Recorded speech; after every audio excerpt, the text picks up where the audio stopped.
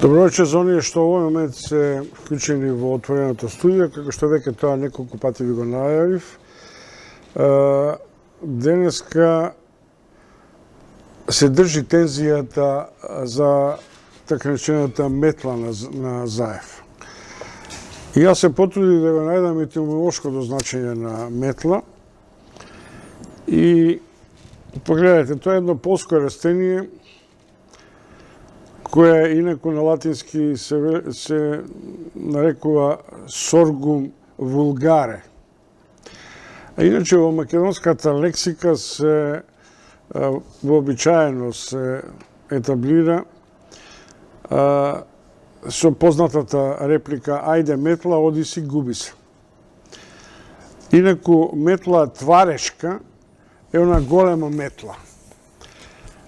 И толку за метлата. Не заради тоа што мислам дека не знаете што може да ни се случи, туку заради фактот што ако тоа стане синоним на новата реконструкција, нема да биде на реконструкцијата на владата и промените на вторите и третите ешелони, тоа нема да биде ни прв ни последен пат.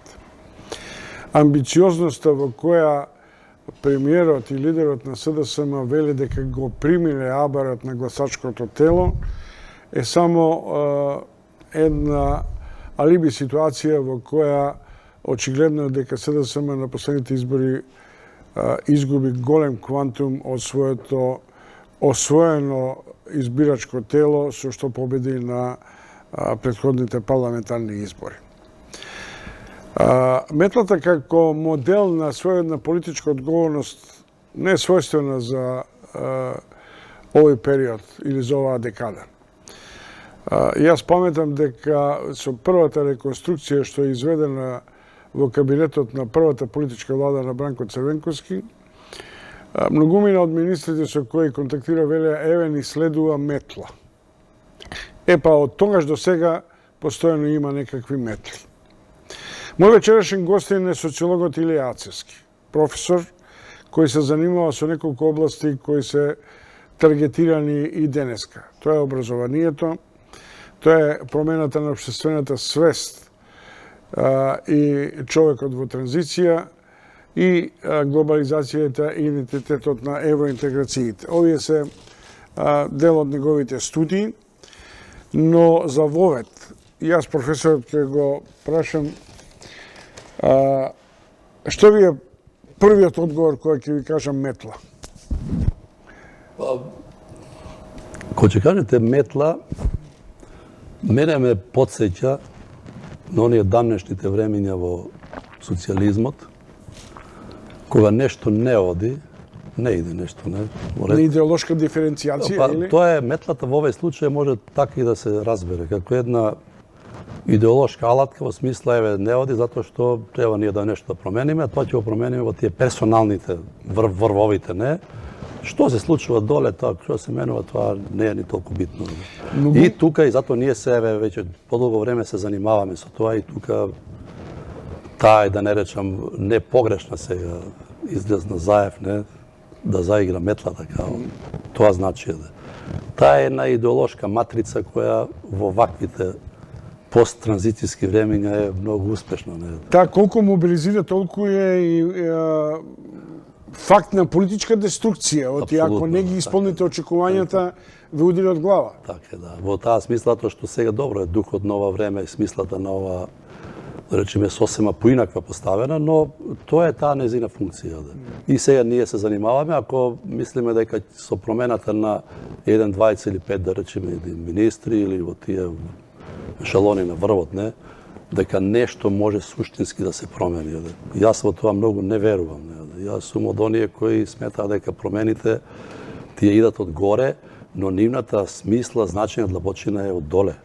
Како тоа ќе го реализирате во конкретно не. Да. Тоа има можност да го видам во образование и тоа да го анализирам во високото образование. Да. Инаку, кога ќе понедете тие сите документи, едноставно тоа се или закони, тоа се скоро европски, да речам, нема тука што да... Зошто сме ние, професори, навикнати на одреден политички театар за нешто што е нормална политичка технологија?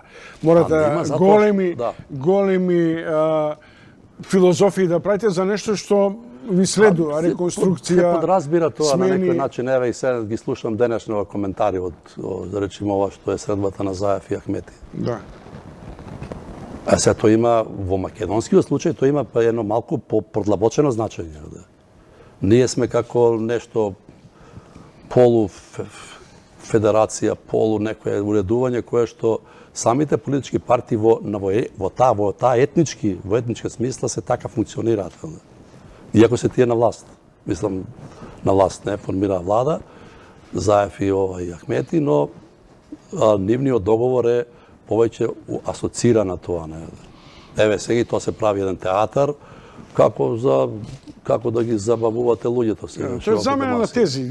Сега Ахмети вели ветинг, нели, што е практично прочистување, не е ништо друго него туку тоа. Од друга страна, апсурдот е што не министри, прво партиите да решат, и не со метла, туку со оценка. Ај сега со корупција и со дрога, ако е тоа детекција дека тоа го завладува дел од владиното ткиво, тоа е уште поопасно од политичката деструкција. Апсолутно, да. Ма не, самото внимание се свртува на некоја погрешна патека, не, погрешна насока, за да се исцрпи таа енергија. Ние тоа, барем јас сега можам да речем да го илустрирам во ова реформите на високото образование. Не се занимаваме со некои маргинални нешта.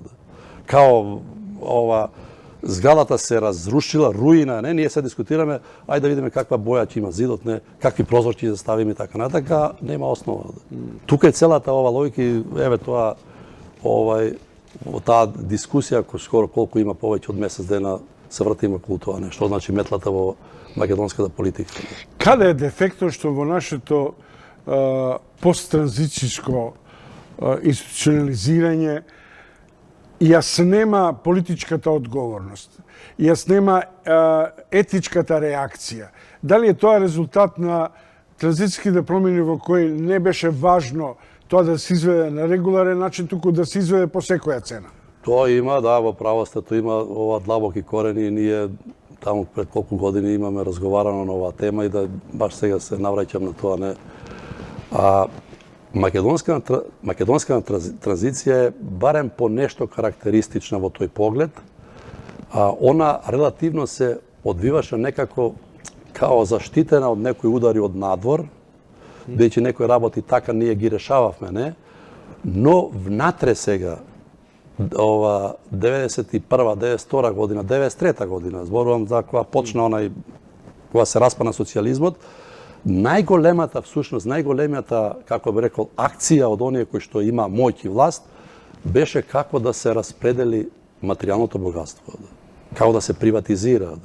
И оние емисарите кои доаѓаат надвор, едноставно вака велеа, да, мора да се приватизира. Но, начинот како тоа ќе го направите и дали тоа вашата економија, пред се економија ќе ја направи поефикасна, тоа многу зависи од вас. Зависи од моделот како ќе го прифатите. Дали таму се крие континуитетот на ова што обично народот го вели, абе, знаеш, овие претходните крадеа, ама и овие сега крадат. А втората теза на тоа е дека ова сиромашна Македонија толку апаши издржи на својот грб, што е тоа неверојатно. Па стои тоа, јас кога ги, еве таа книга што е ова за општеството и човек во транзиција, на првата книга негде таа работена во тие први години, ја као социолог може да го посматрам тоа во фирмите, во предпријатијата кои се приватизира, има можност тоа да го гледам на едно 6 предпријатија во Македонија, низ повеќе градови, и за кратко време, пазете, значи многу кратко време, луѓето почна да говорат дека ова станува некој за некоја голем рамилак, дека тоа е ова кражба, дека е ова не знам што се случува. Они беа толку збунети во тоа. Иако друг излаз нема. Мора да се приватизира. И измислени 4 модели, откуп на ова менеджмент, ова акции и не знам што, за да на крај се сведе најдобрите, најефикасните, најперспективните предпријатија ги превземат раководните структури кои што беа во тие фирми. И тоа завршува негде 93 6-та, 7-та, 98 година дојдува казната на таа власт, 98 година, победува ВМРО. Тука морам да го кажам ова вака јавно на некој начин, веќе тогаш контактираме со тие луѓе кои што некои, ајде, например, Доста Димовска беше и моја асистентка на ова, на тие пред 90-тите години, кога и она напушти, после не е тоа битно. А во рамките сега на таа раковна структура на ВМРО се води дискусија, што да правиме сега, бидејќи овие го разграбија тоа, но дали да ги казнуваме, да превземеме нешто, мислам, во таа смисла, не? Превладува тоа, мислам, дајте луѓе да видиме што остане уште за приватизација. И од таа нивна акција тогаш веќе треба се казнат тие што условно тоа го направиле, испаѓа дека некои случаеви се за тоа плетку, за да тие настани, знаете, после 2002 година, за да победи повторно, за да сами да рече, еве, ние готово крајот. За 4 години, ова 2006 година повеќе нема што да се приватизира. Значи, и сега, само една реченица, почнува сега она второто сега ниво на, би рекол, на таа транзицијска, сега посттранзицијска промена, дај да правиме буџет. И за колку десетина години тие чуда што се изнаправија по Скопје низ Македонија, меѓу другото. Но има тука континуитет и персонален и во смислата на логиката на грабежот. Тоа е Лјупчо Георгиевски има една чуена реченица. Јас сум богат колку еден просечен бизнисмен, нели, што е апсолутно, да. Потоа го наследува неговиот миленик Груевски, кој ја трансформира транзицијата во буџетската потрошувачка. Сега ми се чини дека за прв пат имаме на власт, досега тоа беа политичари кои се трансформираа во бизнисмени. Бизнисмени дојдоа на власт која ја водат политиката, и Заев и Ангушев. По логиката на работите би требало да биде, они се обезбедени, што ни се случува? Тука е сега тоа големо прашање. Бидејќи таа структура повеќе нема што да, како би рекол, ајде сега погрубо да манипулира за да дојде до некоја богатство, она е богата. Добар дел од нив, не се дел од тоа. Но нивното обкружување е доста гладно. Мислам, како сега тие апетити да ги задоволите. Тука се проблемот. Бидејќи нема правила, правилата се толку порозни, толку се неодредени. Тие постојат, тие се напишани на хартија, се во ред е тоа, не? Но нивната реализација е практично надвор од една рационалност. И сега, ја пак вака говориме општо, но кога се обидувам тоа некако да го спуштам на едно реално тло, социјално, не? Ја успеам да речеме во образование, во изградба на Скопје, во урбанизмот, да ще може тоа да се погледне, не? Како тоа изгледа. Се формираат сега структури кои што се прилагодија, се адаптираа на тоа. Вие се занимавате, вие сте професор, се занимавате со високо образование, сте внатре, не? Државата ви обезбедува некаков каква таква плата, сепак, примања, не? Но сте некако ориентирани да се занимавате со многу други нешта. Затоа што ова е потиснато, многу имате да речеме кои се со политика или во било кој некој бизнис, не? Тоа се знае, дали ја денеска ќе имам предавања, вежби, тоа не е ни битно, толку бидејќи плата да си тече така, да си тече, не? Јас се занимавам со некои други нешта, кои што ми носат дополнителен приход. И тука се создаде сега, еве, овие 10 години, за тоа говориме тој дух. Ја го препознавам во, да речеме, во образование, високо образование, го препознавам во сферата на она што вика градоградителство, односно во урбанизмот, делимично, не, тоа може да се види. Она што е, ајде речем, тие гранични области, ајде во екологија, делимично, не, во таа смисла. Кога ќе продрете малце, би рекол, во тие реални, конкретни структури, многу лесно тоа избива на површина. Мислам, многу лесно е видливо. Професоре, и затоа никој не говори тоа. Ние знаеме општо да зборуваме, не? Може да, образование, да, има нешто проблеми така натака, но кога ќе почнете да влезете внатре во таа структура, тоа настанува големо разочарување. Ја морам да кажеме за ова таа студија. Ја не верував, иако бев внатре, кога почнав да се занимавам, дека до тој степен сме дојдени.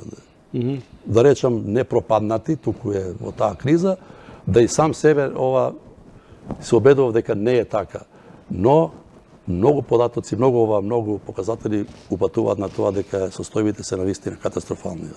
Иако денеска може со не е оваа тоа. анализа и со анкетите го доведувате во прашање и концептот на примената на болонскиот процес, кој помалку мислам дека не критички го увезохме во Македонија до степен дека едноставно ни рекла бодувајте, знаење и ние од само исти, правите тестови и тоа е се. тоа е све и од ние од истиот ден, другиот ден тестови и бодување. Што тоа така, но она што е најголемиот проблем всушност после 4-5 години, 6 години не се направи наједна обична евалуација на тоа. Затоа што структурите кои беа тие владеачки, односно кои управува, не беа за тоа воопшто заинтересирани. Нив тоа не ги занимаше. Професоре, обично со моите гости им се ставам на располагање на нашите гледачи. Тоа го крстив неформално како граѓански форум или бидејќи вие знаете тоа како своевидна агора во која сите учествуваме во креирањето на политиката. И почитувани гледачи, од овој момент мислам дека ви стои професорот Илија Ацевски на располагање. И кога последно време имам едно чувство дека сте фокусирани на мене да ме тестирате што знам и како се позицирам. Сега ќе разговараме за едно полско растение кое се вика Sorghum vulgare. Сосема ви е јасно и по насловот, не сакам ништо да додадам, нити да одземам. Во моментот кога ќе бидете подготвени за диалог и за асоциација со политичка, социјална, човечка димензија, бујром, нашите телефони ви стојат на располагање. Ако има, добро вечер, ако не да продолжам со разговорот.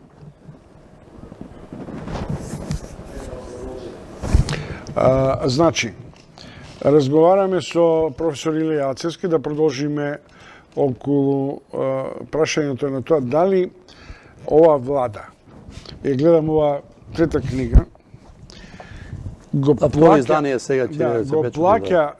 плаќа цената на големиот дил со Ципрас и со Преспанскиот договор. И дека сега луѓето дури, да речем условно, може би и би им простиле некаков греф на ароганција, на мал криминал или не е важно, затоа што ако не беше продадено името. И сега ние се доведеме во ситуација на избор на две ситуации, на две клатна кои не може да ги споредувате. Не може да. Така е, да. Инаку... Дали е тоа цената што треба да се плати? Па, најверојатно, но иако не би можел да го, да речеме, да прогнозирам за 1-2 години до кој степен се уште ние ќе не држи таа, ајде да речем тоа што се случи со Преспанскиот договор. Иако ја мислам дека Преспанскиот договор не е договор за идентитетот, мислам. Тоа е мојот став и покажувам, го покажувам во ова сега второ издание на книгата, дека во суштина Грција и Бугарија на некој начин, заборам за нив, не, со тие договори ја испра совеста на она што на тоа минато нивната историја. Затоа што претпоставјате Бугарија или Грција во 100 години, тоа е Македонија, тоа нема врска, тоа и така натака. Не. Разбирате во која смисла тоа е кажано, мислам, како е презентирано и да дојде еден момент да тие се согласат со нешто. Иако бугарите се уште ќе одат тоа, стигнати сме до Илинденско востание, до Гоце Делчев, како тоа ќе го делиме, не знам понатаму. Не може да го делиме, може да Македонската нација го споиме тоа. Нема различна историја од формирање на нациите како што се бугарите, србите и било кој. Професор, мислам дека треба да им се одолжиме на граѓаните. Добро вечер. Добро вечер. Ало, добро вечер. Повелете. Дали ме слушате добро? Да, ве слушам одлично и ви благодарам што... Да. Еве едно прашање до вашиот гостин. Како што разбрав со социологија. Па на социолошки начин професорот да не одговори. Дали оваа влада и беше полесно со метлата да го измете името? Или многу е тешко со метлата да ги измете тие така што сите сега актуелно ги критикуваме неподобните министри. Благодарам ако ми одговорите. Добро. Ме предупредуваат некој копче имам од Копчина и ја морам тоа да го коригирам во рамките на... Добро, ви благодарам многу. Повелете, професор. Нема да бидат, ќе бидат безмилосрдни граѓани. Не. Да, повелете. Заев него, со договорот, него измети името, него шутна. Дека има... Договорот е компромис. Ние, еве сега ќе кога зборуваме вака во таа во некаква сликовитост, не? Ние сме малку чукнати по глава. Мислам, да немам илузија. Но него променува, него менува. Договорот не е договор за идентитетот. Во тоа е целиот проблем. Ама чукнати како на одреден начин малку пореметени или чукли се у глава за да се освестиш? Затоа што ова е чепнато во колективниот меморија, како би рекол, меморијата, не? Дека ние повеќе во таа смисла не можеме да се повикуваме на времето Александар Македонски. Античкиот се брише. Сега по овие разбирања, елементарни разбирања, немало нации во античко, во средно векове. Нациите се резултат на новото време, 18 и 19 век посебно. И тука македонската нација има и тој... Овде велите дека договорот не влегува, него загрозува идентитет. Него загрозува. Ми се чини дека сте потписник на една иницијатива која почна през панските преговори и во еден момент како да се повлековте и велат нацистски му е лесно, еден чекор напред, два чекора назад. Тоа беше во тој момент едноставно се става до знање дека владата не може да прави што сака. И дека постојат некои кои што тие 100-200 кои ќе, ајде да речем интелектуалци, кои ќе кажат дека не може. Но после кога видов дека некој нешто, дека договорот не навлегува тоа, он не го менува името, се додава, тоа е точно, Северна Македонија. Но дали таа географска одредница го дефинира идентитетот? Дали? Како би ја дефинирале во овие услови заевистички, да речам, метла, без метла и така натаму, степенот на политичката одговорност? Па не, како... Тоа е тешко прашање. Мислам, знаете зашто е тешко? Затоа што знаете зашто е тешко прашање? Затоа што, например, немаме култура австро-унгарска како во Австрија, министерот што го фатија на најбрутален начин, другиот ден си поднесува оставка. И што е за мене нормално е ова случајот со Павле Богоевски. Тој треба другиот ден веднаш да си поднесе оставка. А да не зборувам за Диме Спасов со неговите... Ја не навлегувам дали тој е во право или не е право тоа. Едноставно, таа е политичка, тоа е одговорност, всушност. Како да стигнеме ние до неа? Еве се колку време се расправа сега дали тој е виновен, не виновен, тоа не е тоа расправа повеќе на политичка одговорност. Туку е расправа на една навистина одговорност која значи готово. Вие сте стигматизирани, се повлекувате и го ослободувате тоа јавно мнење од постојано напрегање дека вие сте виновени или не. Тука е за мене проблемот. Павле, секе беше наопук, односно право, доколку го регистриравме во првата апотека, добар ден, јас сум тој и тој, ми треба канабис за лекување. Апсолутно. И тоа мислам дека би било на начин на одобрување на јавноста, не на илегалноста на постапките. Добро вечер за следниот гледач. Добро вечер. Да. Добро вечер. Повелете. Да, јас би сакал нешто да кажам во врска со оваа метла, што ја кажувате. Добро. Да ви кажам и Европската Унија и нивниот дека амбасадор Жбогар и сите кажуваат дека судството е прво кое што треба метлата да работи таму. Јас секојдневно, да не кажам, кога не врне, само не доаѓам пред влада со транспаренти, каде кажувам дека Европската Унија бара метлата прва. Да, повелете. Прво треба да работи во судската депонија. А сето ова останато се залажувања, кажувања, не знам што, ona prvo za vlez po EU, za pristupni pregovori, за било што, првиот услов што го даваат е судството. Јас ве познавам вас како упорен човек. Дали и натаму мислите дека со точокот и со транспарентот ќе ги предупредувате пред судските палати луѓето и судиите кои ви направиле според ваше убедување неправда?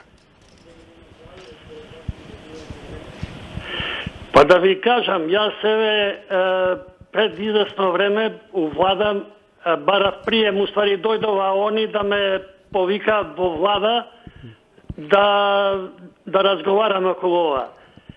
Ме прими една, да не кажам приправничка, многу млада, која почна да ме убедува во некои работи, што нормален човек не може да ги ја прифати тие. Добро. И еве сега остана да се борам со тоа. Да ја барате правдата како слугата Јернеј. Тоа е. Добро, благодарам. Многу добро вечер да следниот гледач. Добро вечер. Ало? Да, повелете. Ало? Да, повелете. Вклучени сте. Малку погресно слава слушам. Па ја од ова погресно не можам. Јас би сакал поздрав до професорот и би сакал да го прашам за заслепеноста како состојба на социјалниот ум.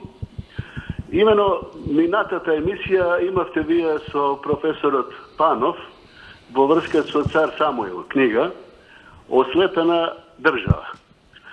Сега, после 1000 години, ни се случува нас истото, само што сега ние сме заслепена држава и ако дозволите една мала елаборација. Прво, заслепеноста може да биде и од убавина. Заслепеноста може да биде и од лага. Заслепеноста може да биде и од завист. Заслепеноста може да биде и од омраза. Сега, ние сите овие фази на заслепеност ги имаме во овие 15-20 години. Последната заслепеност нас ни дојде 2016 година.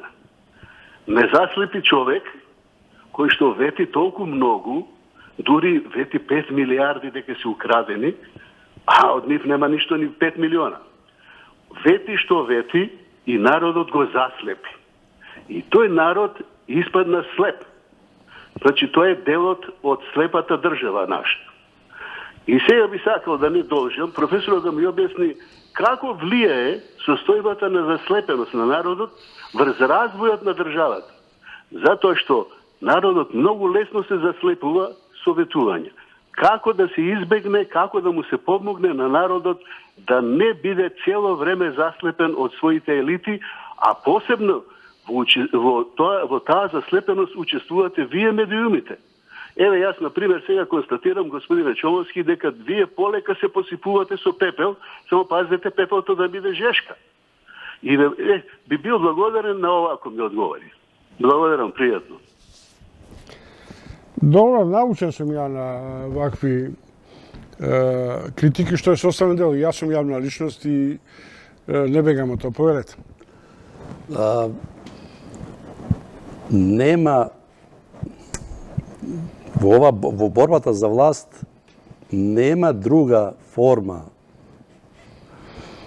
како би рекол, поефикасна, нема измислено. Не. Парламентарната демократија е, како би рекол, врвот на демократијата воопшто. Ако Заев, еве се така грубо кажано и таа, лажеле, правеле ова, дојдуваат нови избори, ново опаметување. Сега, ако ние сме во тој поглед релативно млада демократија, сакале не сакале да го признаеме тоа. И сега тие кои што повеќе лажеле, добивале, но има веројатно со едно ете што уште пено ја по моја некоја процена 3-4 циклусни избори, почеток на преговорите за Европската Унија, она ќе ги опамети малку политичарите. Затоа што политиката, како се досе разбиравме, тоа е некоја дејност, работа, преку која што на многу брз начин се доаѓа до богатство, до пари. И најкраткиот пат во суштина, не.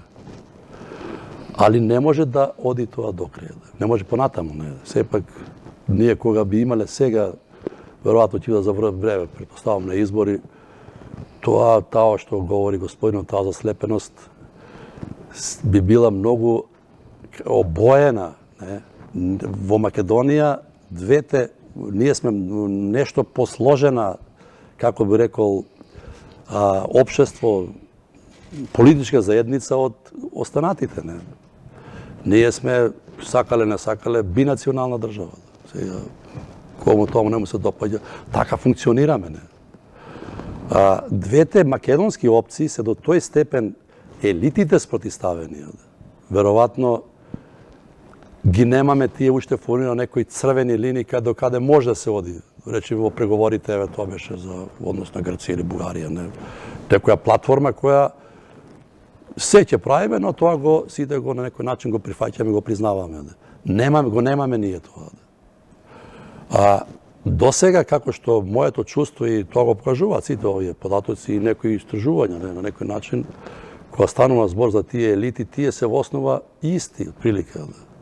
Кога ќе дојдат на власт, се користи многу брзо тоа, се материализира, за да ние како публика, се народот, ние денот на изборите тој каде што граѓанинот дава својот збор. Но како ќе го направи тоа се зависи од оно што се случило претходно, не. А после 4 години тоа нека му мисли, или 2 години. Кај нас таа партиска, би рекол, нашите партии во тоа, и многу го искажа тоа и во вашите емисии овде, не? Они се како еден вид корпорации, не? Елити. Они во основа и не се менуваат многу. Да влезете во тој клуб треба многу голема лојалност да покажете и во таа смисла, за да, кога ќе се дојде на власт, да ги почувствувате тие бенефити. Мислам, тоа е еден одговор кој што веројатно не ги задоволува тие параметри, но ја го посматрам повеќе од еден, како би рекол, пословен социолошки пристап. Борбата за власт во ваквите услови е борба за доаѓање на многу брзо до материјалните богатства, не до материјалната корист. Тука политиката и идеологијата играат таа улога само се во функција на остварување на тие цели. Што немаме друг модел, сем парламентарни слободни избори. Добро, барем овде овој пат покажавме некаква зрелост во однос на слободата. Апсолутно, и најпретпоставам дека и наредните парламентарни избори ќе бидат. Дека не сме да бидат под ова ниво. Нема, да, сигурно да. И дека нема никој да полни кути. Добро вечер. Да дојде на еден нечесен начин на ова, на понечесен. Добро вечер. Поштовани гледачи, ваши мој гост. Добро вечер. Повелете. Повелете. Ја не знам дали се слушаме. Јас ве слушам добро, повелете. Тоа е граѓански форум, видите. Ја во сите овие емисии што ги гледам, има една дилема што не може да ја решам ја. Значи, името го сменавме. Република Северна Македонија. Што мислите вие? Што значи Северна Република Македонија? Каква разлика има? Дали го сваќате поимот? Што е? Вие сте новинар, истражувач, Чомовски. Господине Чумовски, вас ве прашувам. Не, доста ме проверувате. Не сум на тест кај избирачите. Овој пат морам да реагирам. Ако сте добронамерни, јас сакам вас да ве прашам, бидејќи вие сте во центарот на вниманието. Кажете што мислите за оваа разврска, за оваа дилема што самите се поставувате. А јас после ќе ви кажам што мислам. Јас, ако вие таа дилема до сега не се научиле и спознале, ќе ви кажам ја. Скратеницата на нашата држава ќе биде Република Македонија. Значи ќе биде Северна Република Македонија. И сите ќе не ословуваат со Република Македонија, а нема да не ословуваат со Северна Македонија. И вие Ако Чекайте, а знаете, баш ме или интересира... ако не знаете, Не, но, јас не се надпреварувам со вас дали знам или не знам, нити ви спорам. Од каде ви се информациите дека баш ќе биде Република Северна, односно, како рековте, Република Северна Македонија? Односно Северна Република Македонија. јас Северна Република Македонија, јасно и гласно ве прашав. Зашто Република Северна Македонија? Зашто не Северна Република Македонија? Затоа што, да ви кажам едно, и да сватите, скратеницата на нашата држава ќе биде Република Македонија. Да, тоа, тие се опробани опции за кои разговарано. Јас се согласувам дека тоа можела да биде една од можностите, но во меѓународните договори констатацијата на тоа дека прифатливо тоа што е допуштено за двете страни, тоа е важички принцип во меѓународните договори и преговори. Дали имате уште нешто? Јас прашав зашто? Ја немам ништо повеќе. Јас само тоа ве прашувам. Зошто? Па тоа може. Да. Па тоа е всушност стапката во однос на Грција. Северна станува дел од Македонија. Ако вие кажете Северна Република Македонија, она што е, тоа е таа дилема. Северна, односно Република Северна Македонија. Македонски и така, натака во таа смисла. Добро вечер, следен Апсолутно, гледач. Не е баш најасно тоа. Мислам, јас знам оваа опција, неколку пати се вртела во јавност и во дипломатските кулуари, но тоа не помина. Добро вечер. Ало, добро вечер. Повелете. Ја слушам. Ало, Не можам да ве гледам, но ве слушам. Повелете. ало, добро вечер. Добро вечер. Се јавам од ето. Добро, повелете.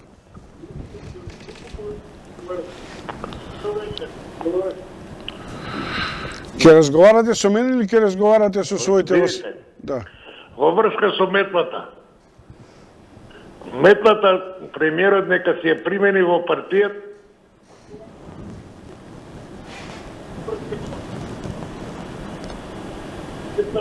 Премиерот... Ало? Ама, Нека ја примени метлата во својата партија да ги расчисти неговите председатели по општински организации кои се стара најголеми рекетари.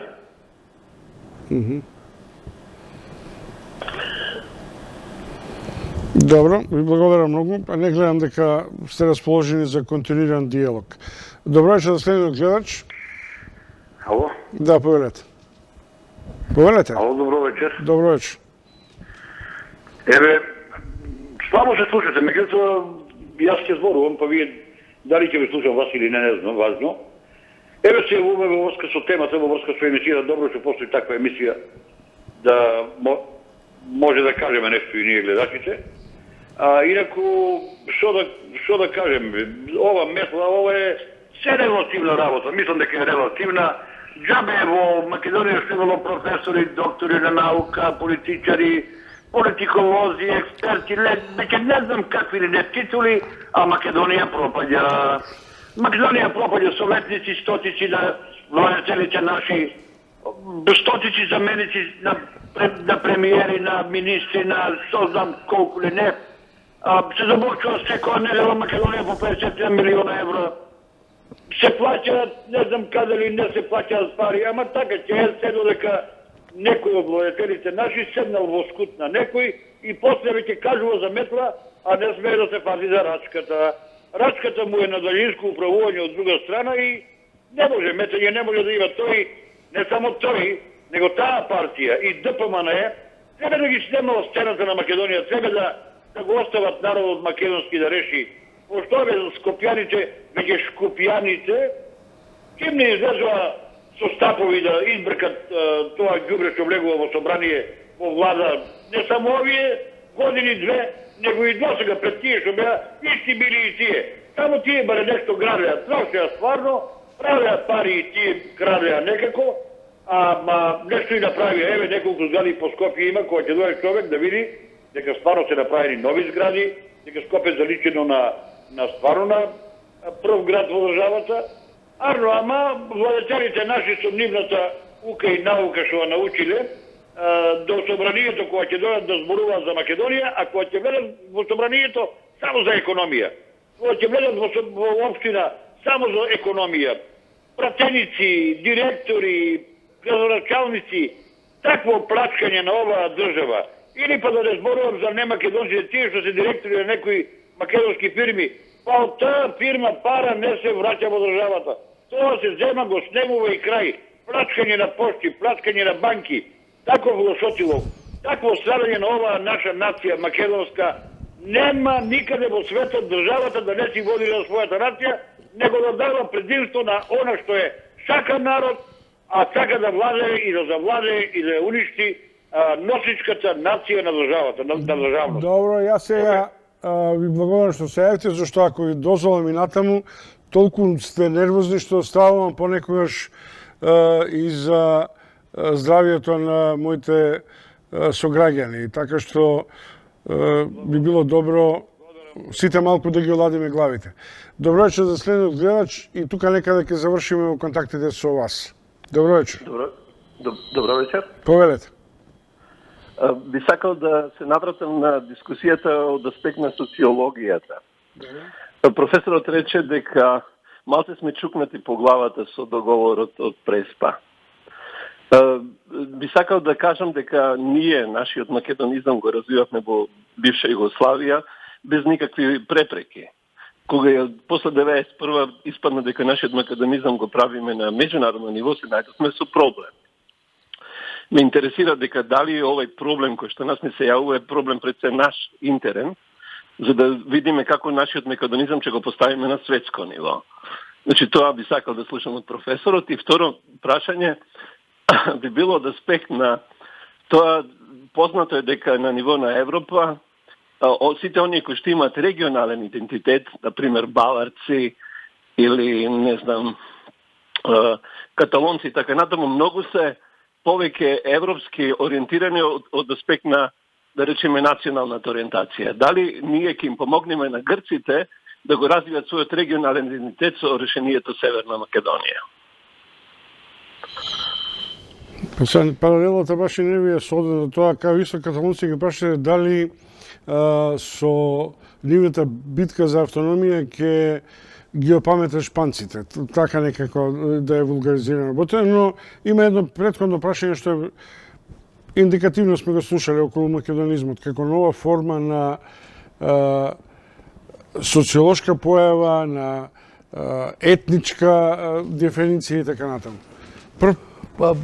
Македонизмот се појавува како нов синоним во политиката.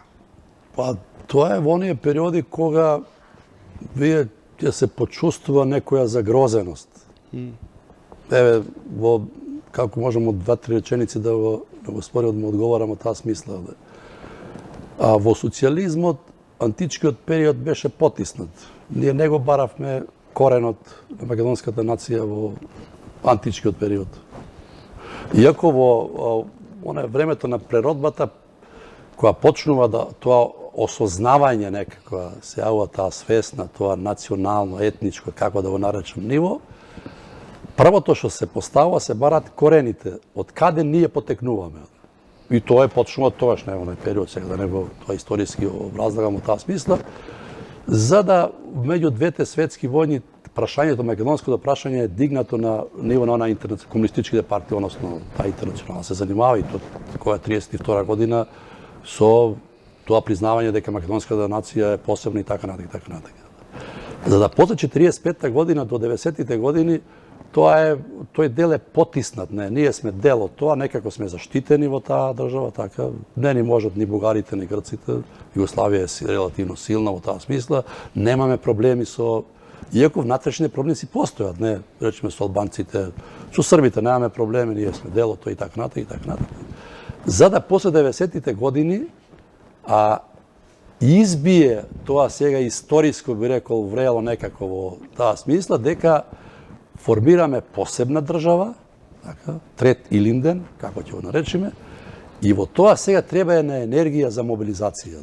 Таа енергија за мобилизација ВМРО ја извлече од историјата, не, и ја врати многу назад, за да кулминира ова после 2008 година со тие чуда кои ги направивме по площадите, не, по дека еве ние сме тие, дека потекнуваме од едно царство, од македонци и така натаму. Се која е таа социолошка, би рекол, уште во една реченица, конструктот, тоа е тоа, македонската нација се формира како и секоја друга нација. И она ги бара своите корени. Она што е сега штетно, односно што е, ова што викам ја чукнати по глава, во тој договор вие немате античко минато. Точка. Пазете сега. Што ќе ставиме сега на споменикот на војното коња? Што се и тоа, гледам го запуста, го ставија така. Ама не, или многу нешто други што она не го доведува нашиот идентитет. Затоа што вие да говорите таа есенцијалистичка теорија, разбирање дека нацијата е природна, нам не ни води во прилог. На македонците, не знам на кого друг и води, не. Затоа што бугарите, србите, албанците настанувале како што се формирала и македонската нација, во крајен случај. Ако ние кажеме дека постои таква природна нација, тоа значи некој може да ни ја земе и да ни ја даде, не. Дека некој е многу постар од нас во таа смисла, дека ни ја дал во таа смисла, не. Затоа овие се тие дилеми, односно, би рекол, тие размислувања, ја ги, колку што е можно да ги поедноставам во таа теоретска смисла, не. Ништо не гледам чудно во таа смисла дека некој нам ни го дал идентитетот и дека некој може да ни го земе. Тој си има своја траекторија, историја на формирање, созрева, не, екзистира во таа држава од 45 до 90 година како што екзистира, постои апсолутно. Ние како се викаме ова, како се именуваше Македонија? Мислам, во тој контекст. За да после 90-тите години, кога државата, секако организација, нам треба да ни ја дадат да ја земеме, ние да бидеме самостални, не? И таа енергија е тука, е таа погрешна да е максимално да исцрпиме од историјата. И не доведе до оваа ситуација денес, дека тоа некој нам ни го земаде. Ние го формиравме тоа, тие колку 10-15 години наназад, но се види дека не е тоа баш така. Професор, како ќе заврши целата ова, јас би крстил своја политичка маскарада, метли и сето тоа што е некоја политичка екологија и така да заврши. Дали само со реконструкција ќе не задоволи или ќе почне има едно сценарио кој е најреално, мислам вака сега го гледам, не? Би Македонија во овој контекст би заслужува да го добие тој датум за преговори. Не заради тоа што имаме некои длабински реформи и така натака, не? Туку едноставно тоа се додава да знаење оние кои се налазат дека нешто треба да работат, а тоа значи ако добиеме наесен да си имаме неден избори парламентарни и во таа смисла тие метли ќе заиграат на сите страни и веројатно сега е тоа, сега она што ја не можам да го одговорам, дали сега во таа македонска политичка реалност постои некоја опција која што може тоа ново да го зацврсти, да го приграби, за да можеме ние да некој нормално живееме. Мислам, тие метли ќе дојдат многу лесно со изборите. Ова е сето еден театар, една сцена која што ја ги предпоставувам, не дека веројатно колку што може да имат тие постоја сега тие дилеми дали ние ќе добиеме, но веројатно постои во тие европјаните доволно некаква свест за тоа дека треба да ни дадат нешто кое може би не го заслужуваме во таков контекст, но го заслужуваме во една ваква историска констелација дека сепак сме направиле на оставка да решиме некои проблеми на Балканот кои се овлечат децени на нас. И не само тоа, туку реално гледано, без оглед тоа колку, како што многумина од гледачите викате е наша штета, ние понудивме на Европа модел за билатерални спогодувања, што е најважната констатација на арбитражата како меѓународен и да речем ова треба да го ценат во овој мирољубива коегзистенција. Тоа тие прашања меѓу Косово и ова и Србија не. Добро, поштовани гледачи, вечерашен гостин на отвореното студио беше социологот универзитетскиот професор Илија Ацевски. Со него има уште многу да се разговара, но по сепаратните прашања околу образованието, идентитетот. Која ќе се втората книга? Во печат за едно nekog od 5-6 dana će vide gotovo. Dobro, čekam da mi se javite pa da razgovaramo samo sigurno, za ovo. sigurno. Vi благодарам много, poštovani gledači, na trpението što ne gledate i ne slušate. Ja vi благодарам što ste uporni da me provocirate što ja mislim. Имаше еден политичар кој ми ги седеше коментарите или анализите која ги пишува во одредени неделници. И рече, па добро, вика Чом, кога си ти толку паметен, што не станеш ти политичар? Ви благодарам многу. Пријатна вечер.